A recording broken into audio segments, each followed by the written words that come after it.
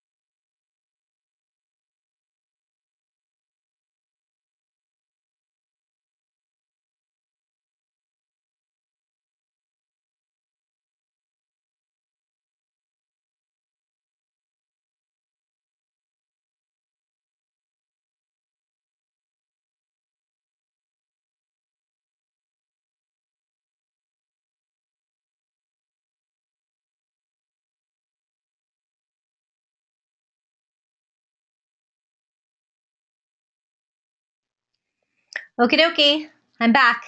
I gave everyone the requisite time to get onto the webinar. So welcome again, and I hope you've had a nice day today. I am here with Ann Mordecai as well. Hi. Hi. Hello, Ann. I'm here. All of our attendees right now are muted, and that's normally the way we move through our webinars, unless there's a very, very, very small group, just to protect everyone from echoes and crazy noises and dogs barking and so on and so forth. So I'm going to encourage you, you have a control panel, and there's a questions section. And if you have a question while I'm delivering the webinar, write it into that section, and Anne will be monitoring that, and she will stop me while I'm talking, and I will address all questions that come in. Okay, so I encourage you to do that. What else? This webinar is recorded, and you will be sent a recording of the webinar afterwards to follow up. And the other thing I want to point out to you is that on your control panel, there's handouts. There's 5 handouts, and one of those handouts is a certificate of attendance for the hour, and then there's another few handouts down there which we'll talk a little bit about later. Anne, is there anything you can think of that I haven't mentioned? No, I think you've covered the beginning. Okay. All right, so we're going to get on with the show. Okie doke. So this webinar is sort of foundational for the work that we do. We always start the year with this webinar because we are committed to the power of educator teams. We do a lot of work around PLC practices. Anne and I in particular are committed to the power of the grade level or the content area PLC and what they can do to change outcomes for kids. And I think, Anne, you'll probably agree with me that it's probably the single greatest factor. But this particular webinar is going to extend beyond that. And we're going to talk about sort of best practices for PLCs, but also best practices for all educator teams.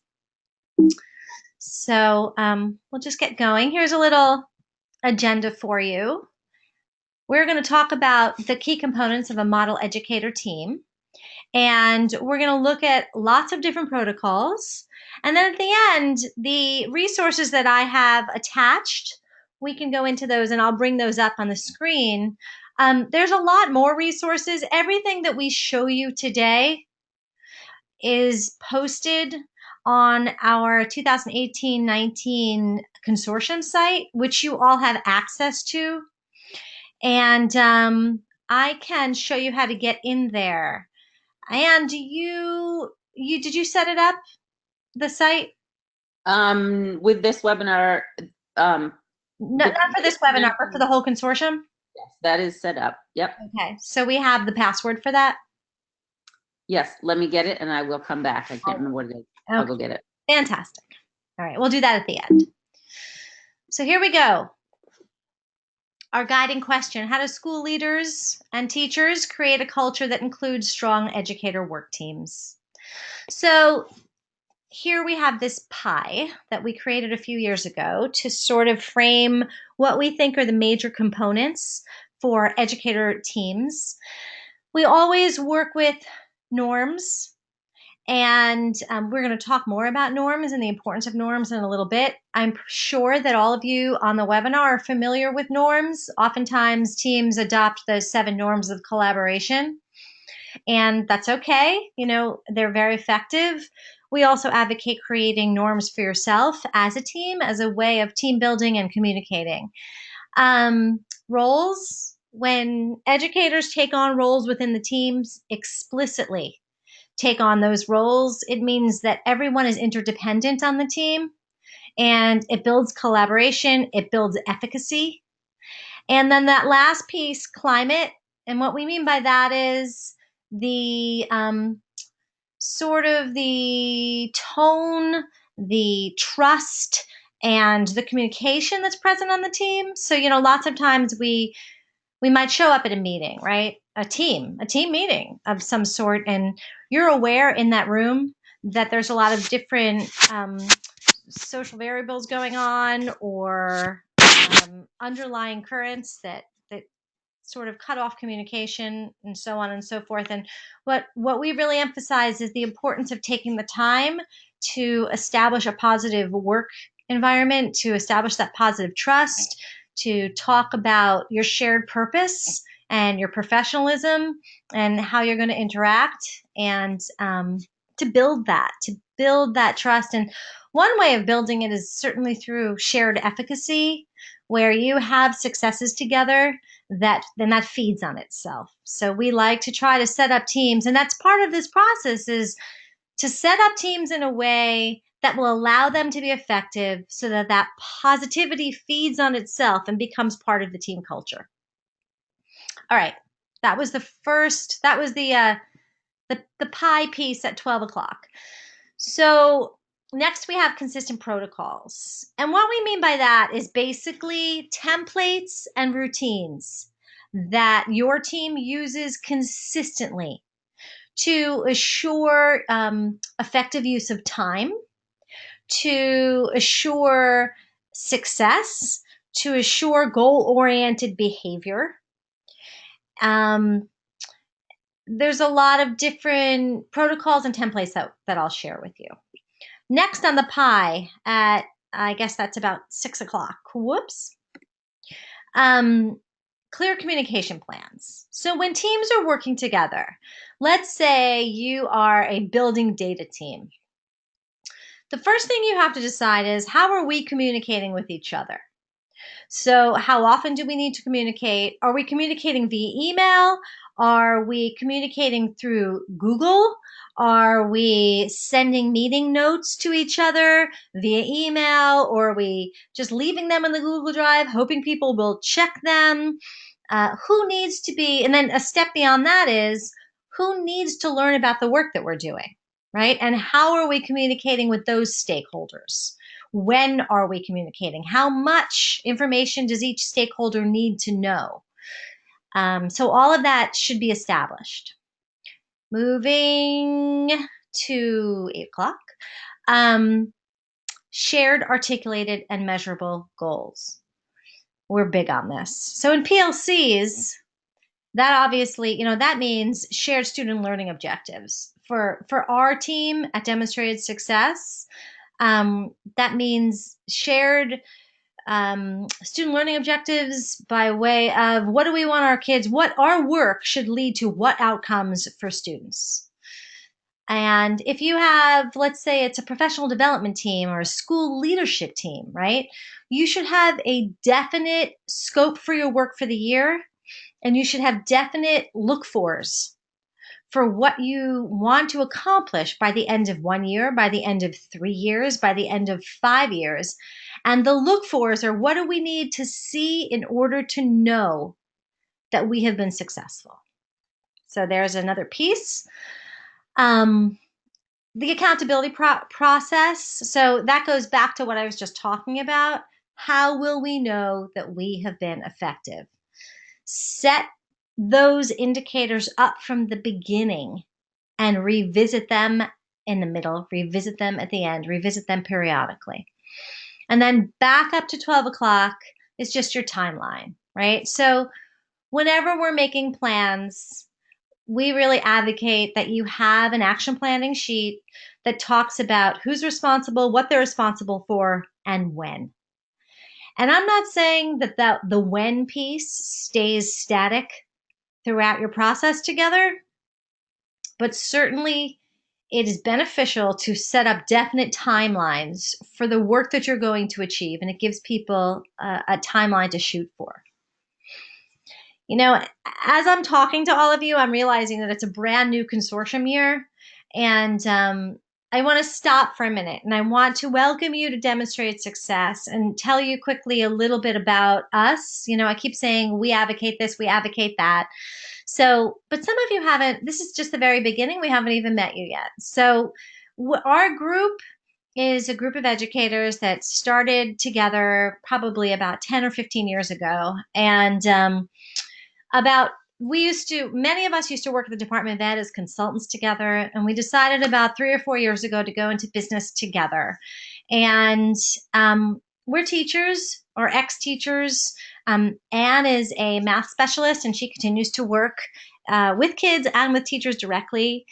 And I am a literacy specialist, and I continue to work also with teachers and students directly.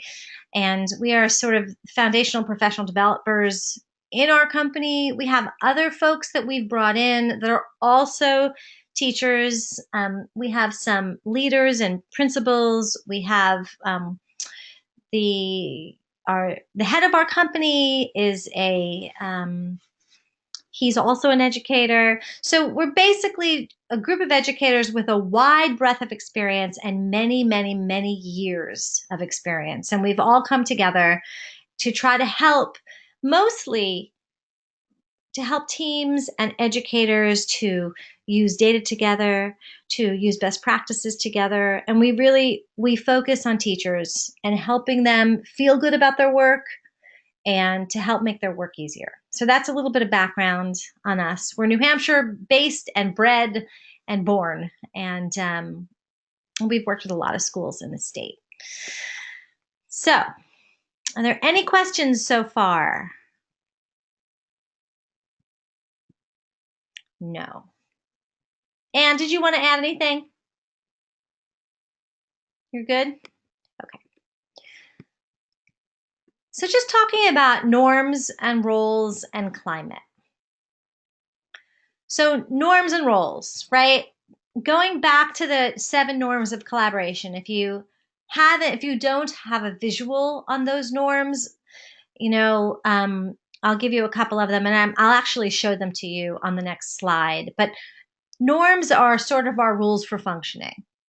And it's the rules of our collaboration together, what's going to make our group comfortable. You know, a lot of times they have to do with start and end times, including all voices, listening patiently, norms around what information leaves the room, what information stays in the room, norms around assuming positive intentions, you know, when we're working together.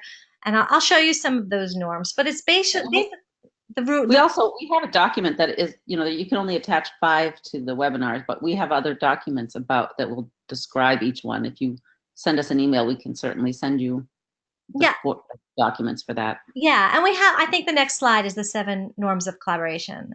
I'm hoping. So and all those norms, they serve to create a positive working environment, and they hopefully keep away the negativity or any sort of less than professional personal interaction that could inhibit your best work together. Sorry about that. All team members. So, and when we talk about roles, and I've referenced this before, a team works best when every team member has an active role. And I'm going to show you the roles and norms on the next slide, and we can talk about that. A lot of times, you don't want a team where there are 2 or 3 people that are doing most of the work, and then there's 4 or 5 hanger-oners. And if you introduce roles at the very beginning of your meetings together, and everyone takes responsibility for a role that they think they can contribute, then your team will work best. I'm an advocate of people contributing what they feel they are best at. In other words, if you're not a great note taker, then don't volunteer to be the note taker. If you're a great baker, then volunteer to be the food person, right? If you're great with your phone and taking images, and then you could be the person that uploads images from the meeting onto your Google Drive, right? So we'll talk about that. In terms of climate, the important thing here is that any time that you're outside of your classroom is rough, right? We all want to be with our kids, teaching our students. So that means that when we are with our colleagues, we want to make it effective. And the norms and the roles help you make that time effective. They help create a climate where you're feeling effective and you're feeling that the time is useful. In terms of leadership, and you should be sensitive to this, whether you're a leader or a teacher, leaders can initiate conversations, but it's super important that a leader, even if it's the facilitator, if you have a PLC team and you have a PLC leader, right? The role of that leader is to initiate potentially, but then to step back and leave plenty of space for the participants. We advocate a non-hierarchical team setup.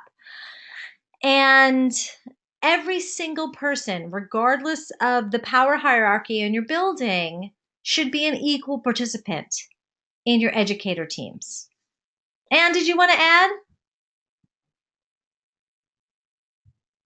No, I don't. You're covering everything. I promise I will butt in when I have something to add. Yes. So as I predicted, Yep. right, here's our norms of collaboration, and I want you all to look. So we have pausing, which means that whole interactive speaking piece where you actually give someone time to think about what you've said or what someone else has said and to reflect on it and to ask questions, right? We don't want to talk so fast. And it's funny, it's kind of ironic because I know I talk fairly quickly.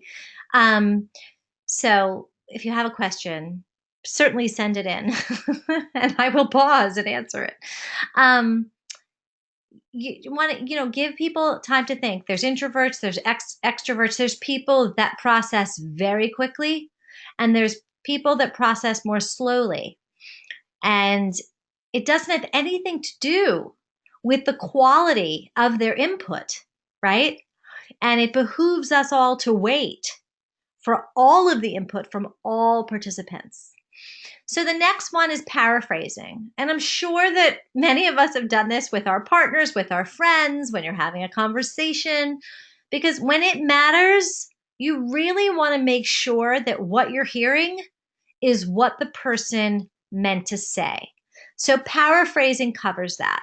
I'm sure you all try to do it with your students, right? If a student asks a question and you're not quite sure of what they asked, or you want to affirm them, period, just to affirm that you've heard them, you might paraphrase back what you've heard them say. So what I'm hearing is, are you saying, or is this what you're thinking? Those sorts of phrases. So the next one is posing questions. And I love this one because what you're doing here is you're holding your peers, your colleagues, accountable for what they say. Ask questions about their input. So it says in the paragraph, what might be some conjectures you are exploring? Okay. Ask for specificity. Can you give me an example of what you're saying? Ask about if you're not quite clear, and then push them. If you're talking about data, right? You can ask someone, well, what exactly do you mean that? Like, do you have numbers to support what you're saying? Because when we ask questions of people, not only do we get to stronger, richer answers and ideas, but when you ask questions about what someone's saying, you're also affirming their input. Putting ideas on the table, right? So this, number 4, obligates us all to speak and to contribute to the conversation. And that even though we might want to be reticent, it's our obligation as a team member to put ourselves out there. And it's our obligation to make space for our colleagues, right, to put their ideas out there. So number 5 has to do with data conversations. And actually, not only that, I think, number 5 also obligates us not only to offer data, but to offer examples, specific examples, not to speak in generalities. But I'll speak specifically to data conversations. You have to bring the data to the meeting, right? You have to bring the specifics to the meeting. Don't forget to bring the data that you're talking about. Don't forget to bring the examples, and somebody needs to be responsible for that. To support the conversations that you're having with specific information or data. Number 6, that's my favorite. Paying attention to self and others. This is so basic. We all know this one, right? When we are in a group as adults, we are capable and responsible of monitoring ourselves and paying attention to the reactions and the behaviors of the other people in our group. When we work together, especially, I love how this grows over time when you have colleagues, when you're sitting at a table with 6, 7, 8 colleagues, and you know them well, and you're aware of their behaviors and what their behaviors mean, and then you take it on yourself to ask them. If you see someone sitting back and not contributing, then it becomes your responsibility to kindly elicit participation from them, or to elicit their ideas if you see they're hesitant. If there's a member in your group that's lower in the hierarchy, or a beginning teacher, or someone who might be feeling insecure, then it's all of our responsibilities to elicit their participation. Similarly, right, if you are a stronger participant, if you're a teacher with more experience, you are a leader in the building, right? It's your responsibility to check yourself. How much am I speaking? Am I overriding the voices of other people at this table? And then in a nice way, and oftentimes it's good to use humor, you can continue to, sort of check other people if they're speaking too much.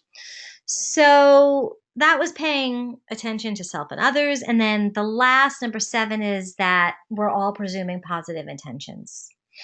And I love this one too. No matter what we say in our meetings, right, we are all there in the best interest of students. And if someone makes a remark, maybe that wasn't the wisest remark, or someone says something accidentally, right, to stay with them in the moment, to assume that they had positive intentions.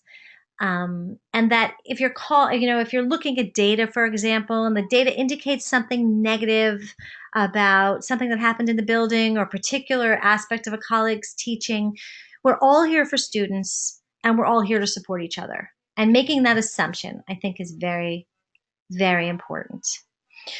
And Karen, we have a question. Oh, good.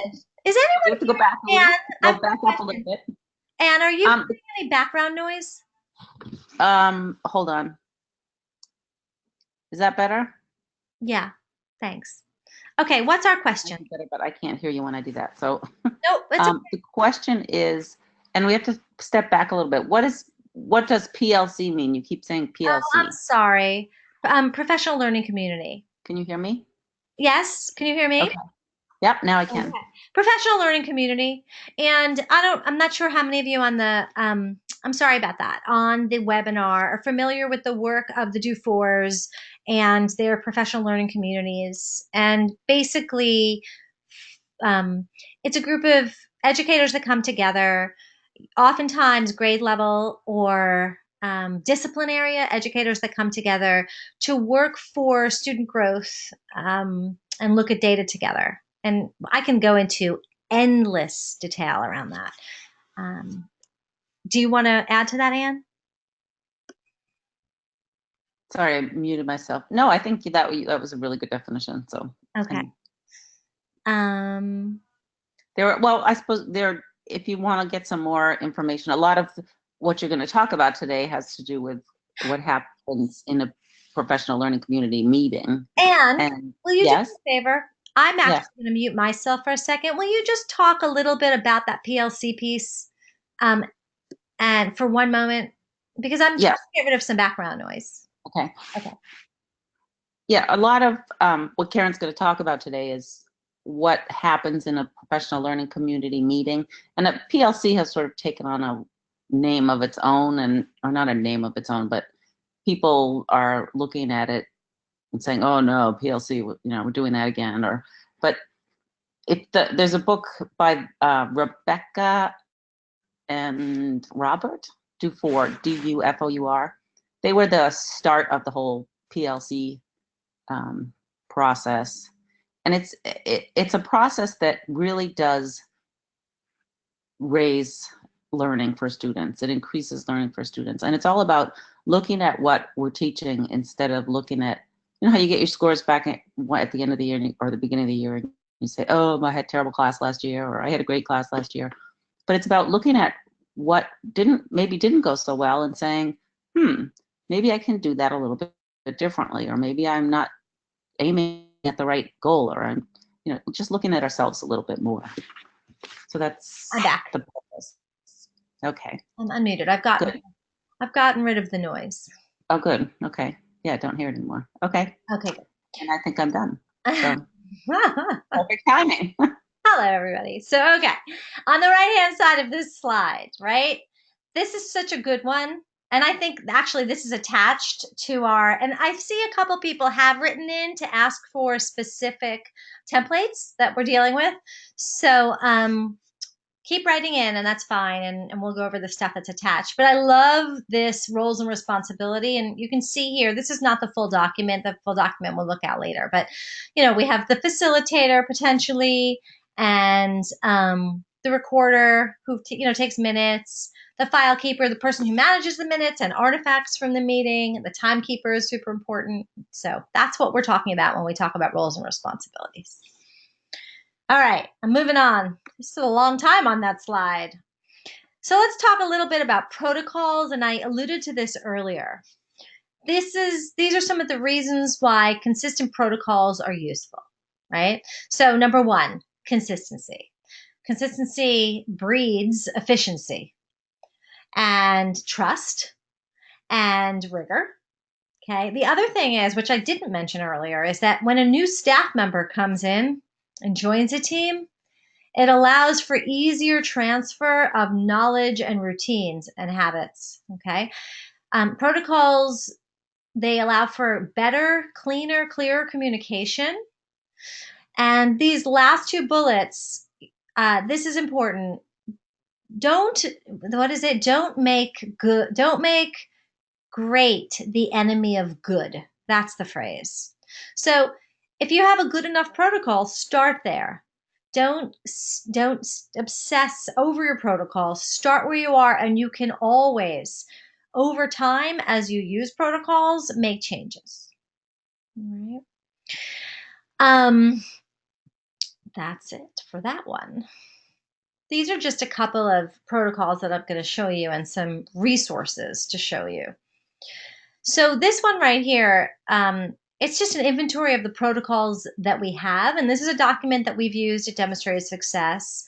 And all it does is basically describe the protocols that you have in your building or that you're using. So if it was a PLC meeting, right, or a PLC process, we have a PLC binder. And in the PLC binder, we would keep all of our documents, such as our SMART goals, our data work protocol, our summary reports, right? And then within that, underneath, there's a data dive protocol. And then it talks about the audience that those documents are used for, or with rather, and how those documents are used and where they're stored and who's responsible. In the bottom right corner, this is a whole different kind of protocol. Protocol is a very big word. It can be a template type of thing. It can be a process protocol. So the FISTA 5 is a process protocol, and I hope many of you have heard of this. If you haven't, it's a great one, and you can just Google FISTA 5 protocol, and it's a way to vote for consensus when you're having to make any decision in a team. Now, these particular sites on here, these are great sites. The FISTA 5 is just where you can find a copy of that FISTA 5.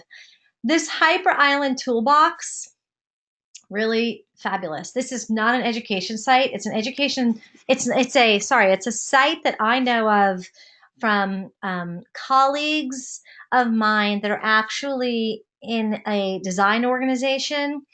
There's a lot of protocols there for team building, for strategic planning, for coming up with definitions. So, and a lot of really fun protocols to get really great thinking out of people. And then many of you may have heard of the National School Reform Faculty Protocols, and there's protocols for everything there, right? And many of them are free. Hundreds, I would venture to say, and they're widely used in educational settings. So, I'll bet you, if you do go there, that you've used some of the protocols and you don't even realize that you've used them. All right. So I alluded before to having a clear communication plan. Your collaboration plan, your communication plan, right, leads to shared understanding and better collaboration. It's important to be thorough, to think through all of the different stakeholders that need to know specific information about the work that you're doing and how you are going to best communicate that. So if, for instance, there's a parent piece, right? Your parent communication is going to be different from your staff communication, which might be different from your SAU or central office communication. The methods will be different, right? Parents may need something via email or a phone call, whereas your staff may be accustomed to looking at a Google Drive, right, to get information.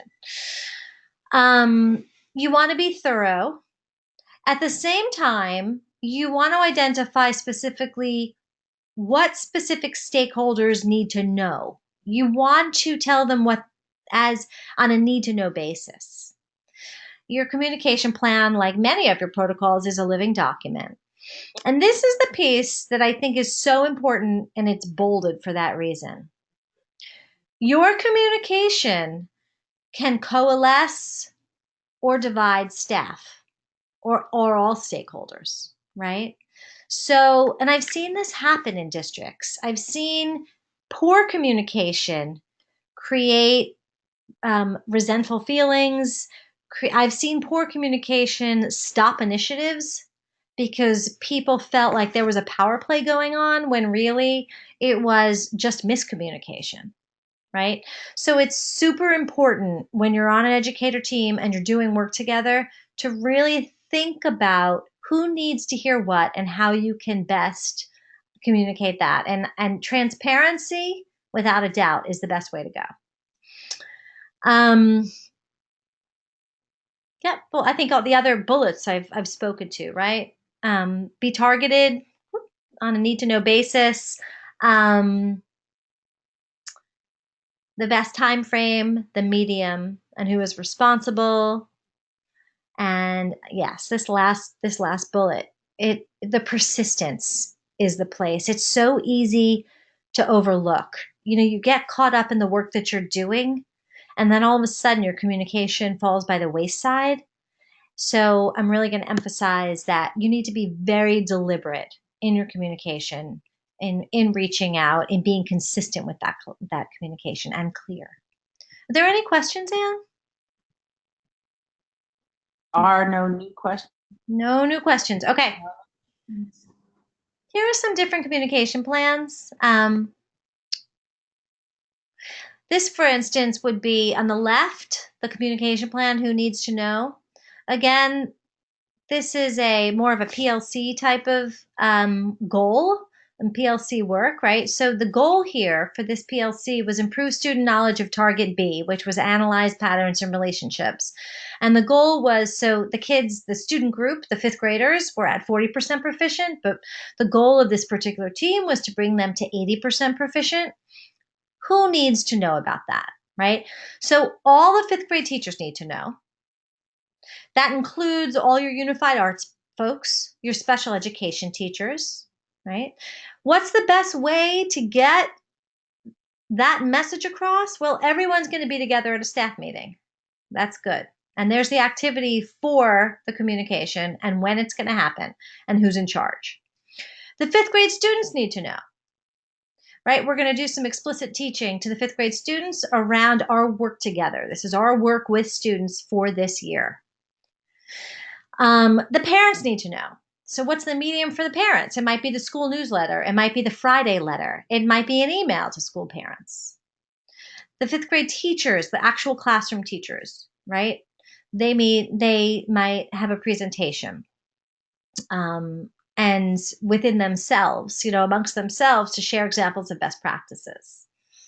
So there's an example. And then the protocol to the right is a protocol about involving parents, right?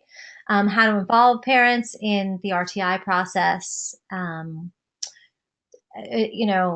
sure that you're familiar with this. This might be more of an administrative focus right here, but the importance of making clear all of our different acronyms when we talk about PLC or RTI. And by the way, RTI is response to instruction in New Hampshire, and that just means the process of identifying students that need additional support, providing that support in a tiered way.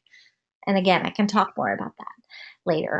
Karen? Yes, ma'am. A lot of people are asking for, all the different documents. So can I just say that we'll post all these templates? We will post all of them, but I think what would be most expedient for the group that's attending today is we have all your emails, and I'll send a folder. Okay. With all of these documents. Great. Okay. As we move through, or we will post them on our site. Anne, do you have the login for the consortium? I do. Okay. It is. We can go through that at the end. Okay. Okay. So that's another way so we'll both send them to you via email, but I'm also going to show you how to log into our resource site at the end. Does that sound good to you, Anne? Reasonable? Yes, that's a good idea. Okay. Good idea. Measurable goals. We're all about measurable goals. Number one sentence, you get what you measure. So Anne and I, in the work that we do in schools, we're always working on helping teachers to create assessments that will adequately give them information about what they're teaching. Because if you're not assessing what you're teaching, it's the first thing to go by the wayside. If you know that you have a performance assessment in 6 weeks that's going to measure A, B, C, and D target, then it's A, B, C, and D target that's going to get prioritized. So when you're thinking about the work that you're doing as a team, if you don't set up a scenario where you are measuring the goals that you've set out, it becomes even more likely that it's going to fall by the wayside. So set up those measurable targets. You always want to have clear and concise and meaningful targets. You want to identify the action steps that you are going to take. You want to document them. What are we going to do to reach this goal? So it's backward planning, right? You start with your goal. Here's what we're going to do. Take the first few minutes of meetings to identify and revisit your goals, right? You don't want to sit down. It's great because then you miss that whole if 2 weeks goes by and then you find yourselves back at the table and you're looking at each other and life has been so busy and you've been working so hard and you're up to your ears with thoughts and things. You can pull out that piece of paper and everyone's oriented again. Okay, here's what our focus is. Better yet, you send out that agenda beforehand that tells you exactly what your purpose and your goals are before you even meet. Strive to have measurable goals for each action item so success is clear. So the thing to remember here is if it's September and you've set out goals for the end of the year, our suggestion is have quarterly goals, right? So if you've set out your action items, set out goals for the first quarter, the second quarter, the third quarter, and the fourth quarter so that you have ample opportunity to say, yes, we've achieved that goal in pursuit of our larger goal at the end of the year. You don't want to wait till the end of the year to then all of a sudden realize, whoops, we didn't get to our goal and we're not quite sure how that happened. Yeah, I've seen a lot of schools. A lot of schools have to create SLOs, student learning objectives, or year-long goals. And so they, at the beginning of the year, like around now, they look at some data and they come up with a year-long goal. And then in March they go, oh, we better do something about that. So really what you should be doing is picking a goal and then working on it all year in little bits and pieces. Mm-hmm. Okay. We have the various SMART goal worksheets, and these are, this particular, I'm going to actually get off that slide because there was some information on there that we need to take out. So, but I will tell you that we have a bunch of goal worksheets that I will send to you, but they can range from an individual student goal worksheet where you have a student who's having problems and you collect information, and then as a part of an SAT team or a student assistance team, right, you might come up with a goal and a series of 2 or 3 end of the year goals for that student and then a series of action steps. Or it could be a PLC, like a grade level, what Anne was talking about, a student learning objective type of scenario. Or it could be more strategic planning, right, for a building level team. So we have some templates that we'll share with you. The next piece I'm going to try to move through because amazingly, time is going by fairly quickly. I just like this slide. This slide, I hope that you'll be able to attend some of our workshops this year because you'll see this slide again and again. This speaks to our data dive process. This protocol is attached to the webinar. We have developed over the years a protocol that we use with schools that takes them through analyzing data. So whether it's your New Hampshire SAS assessments, it's your Fontes and Padel data, it might be your STAR data, your WEA data, your performance assessment data, right? We're big on looking at school, like grade level wide or content area common assessment data. And this is a protocol that you can use for that purpose. So this is the template that goes with the protocol that as collaborative participants in the data analysis process that you would use to write on to move through it's actually a 5-phase process. The first is predicting. The second is observing. I go through it. I'm going to go through it fairly quickly. So you predict what you think the data will show. What assumptions are you going in with? What questions do you have? The next is you actually look at the data and you note things that pop out. You look at trends, you note surprises, but you don't go anywhere near the becauses, right? You just look at what you're seeing and you record it. The next, this is just that during the observation phase, again, you're not supposed to think about, well, this could have happened because of that, because we lost our math program, because we had a substitute teacher, right? During the observation phase, we don't do that. But during the inference phase, we do that. And that's the place. We actually do it. We try not to do it, I have to say. During the observation? No, you're always in your head going, oh, that's probably because of this, because of that. Totally. Yes, but you need to shut it down as much as possible. This is the place where you come up with, well, what else do we need to know? Why do we think we're seeing this? Where you might look at more data. And then the implications for practice is when you think about your next steps. Okay. For instance, to take this through, we predicted that our students would be 80% proficient on the New Hampshire SAS in the area of ELA. That was our prediction. Our observation was that 50% of our students were proficient, right? Okay. Our possible inferences are, well, it was the first time they took this assessment, right? Or they didn't have enough practice, or it could be 1,000 different things. Then in step 4, we think, okay, what could we do to support them in their proficiency? This is a very broad example, by the way.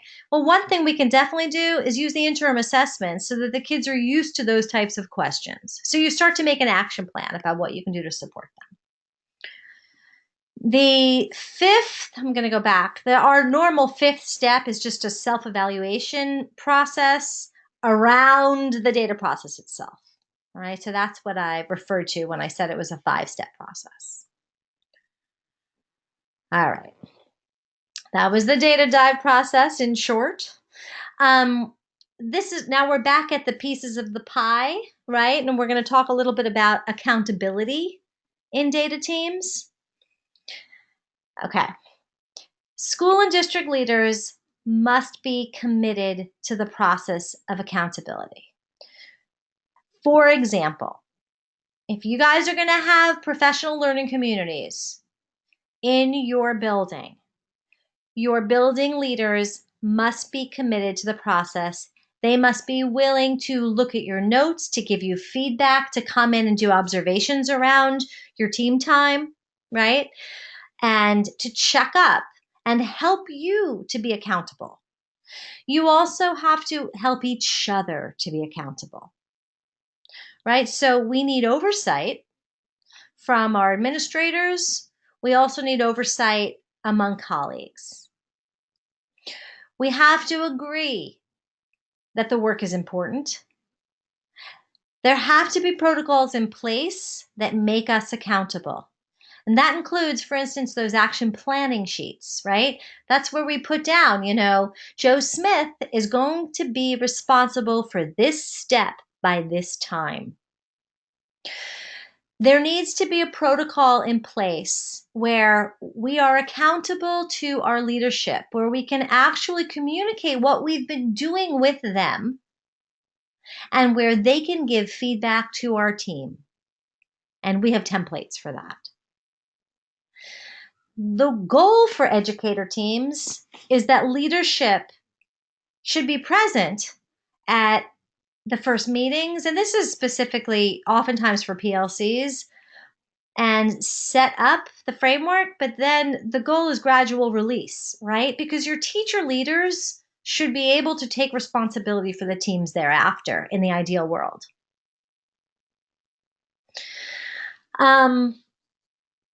We also, we want to have a place where we review work. Oftentimes at the beginning of each meeting, you might review work that's been done.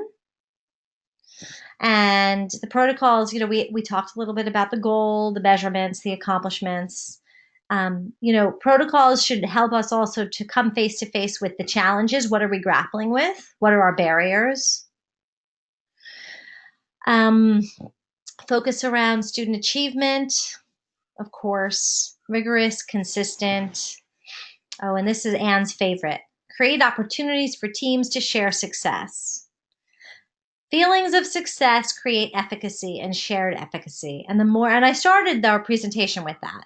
The more opportunity for success, the more we have a sense of effectiveness together, the more our spirits are buoyed, the more cohesive we become as a team, and then the effectiveness feeds on itself.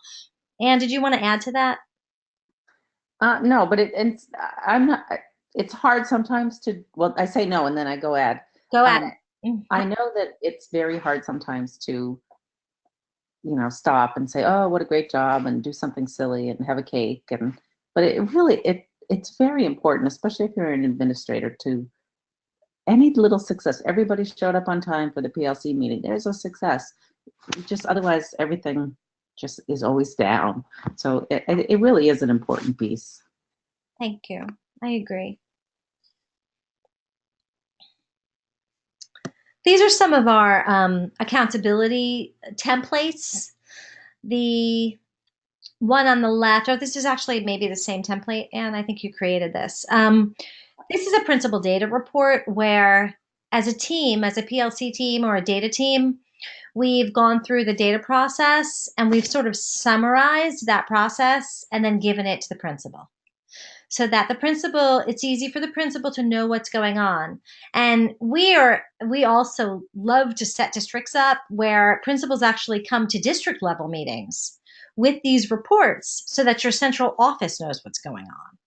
So that's work that we very much enjoy and advocate in districts, is this piece where it goes from the PLC to the administrator to the central office administration, so that everyone knows the work and can affirm the work, or not confirm, as the case may be, the work that's going on at the different levels, and we know where our priorities are. And it becomes a priority if everybody's watching it. Yes, that's true. Well said. It remains a priority also. Right. This is just about timelines. Put timelines on things. This is the main summary here. We really need to, and put timelines on your meetings too, right? Show up on time, end on time. Use the time well. Don't have extra time. Be completely clear about the amount of time that is scheduled. You can continually update timelines for work completion. It should be an ongoing process. Include when the teams meet, how long they're going to meet for, what the team homework will be, when it will be completed, when that work will be communicated, right? All these things you think about when you are an efficient team together. Be visual, right? Write those things down, post them, have a common calendar, and be public, because if you're public, you are accountable. And then everyone knows that of the work that you're doing. So this is just a timeline template that we've used, and we can send this to you. And this is a protocol that's attached. I'm not sure whether it's attached. We'll look in a second. I think it is, for team functioning. And it's your self-assessment. This is a way for your team to self-reflect on those 6 components. I don't know if you remember, but the beginning, that wheel that we went through, those 6 components are on this rubric. And you can use this as a tool to self-reflect on your team functioning.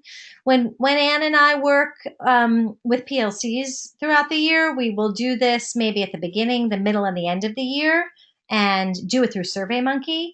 And it's fun because then you can go back and compare your self-reflection at the beginning of the year with the end of the year. If you started out at the beginning stage or the developing stage, oftentimes by the end of the year, you're at the sustaining stage.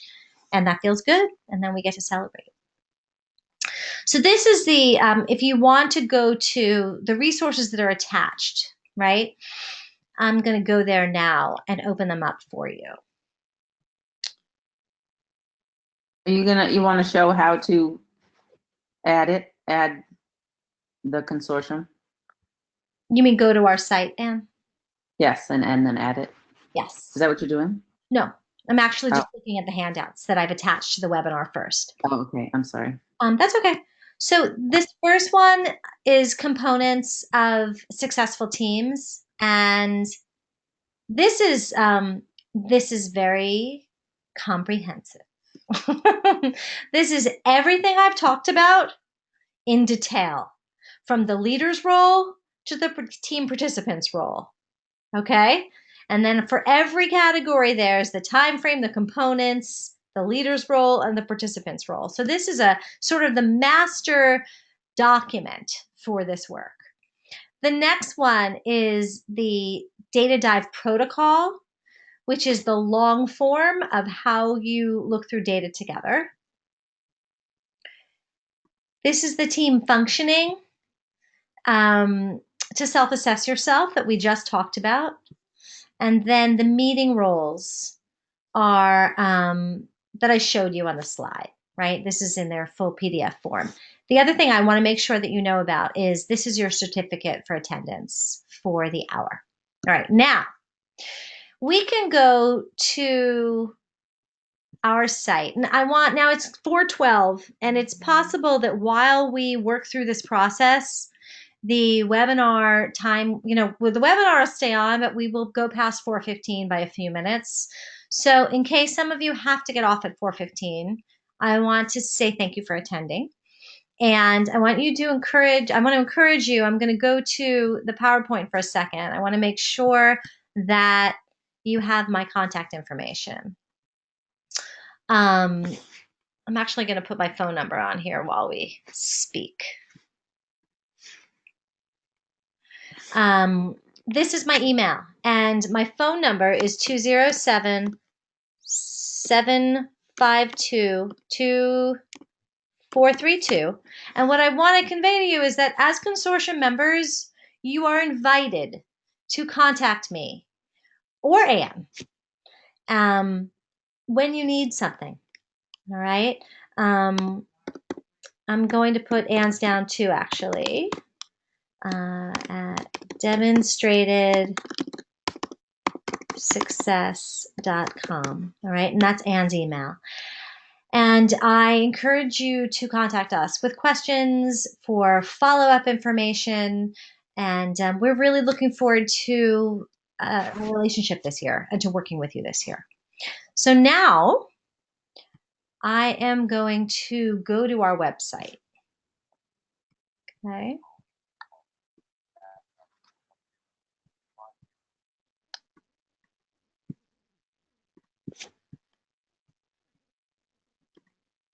And show you how to get onto the consortium page. And you're going to work with me on this, right? Yes. Okay. So when you get on, you're going to go to, our website is demonstratedsuccess.com. And when you get there, you're going to go to member login.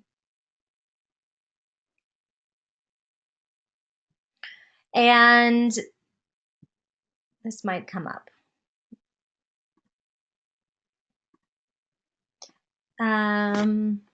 If you have never logged on, you'll be brought to a page where you will have to log on and create a new account. Yes. And to do that, you're going to need this code that I'm going to give you. Okay. So you just click that little plus sign. Once you create an account, you would come to this page.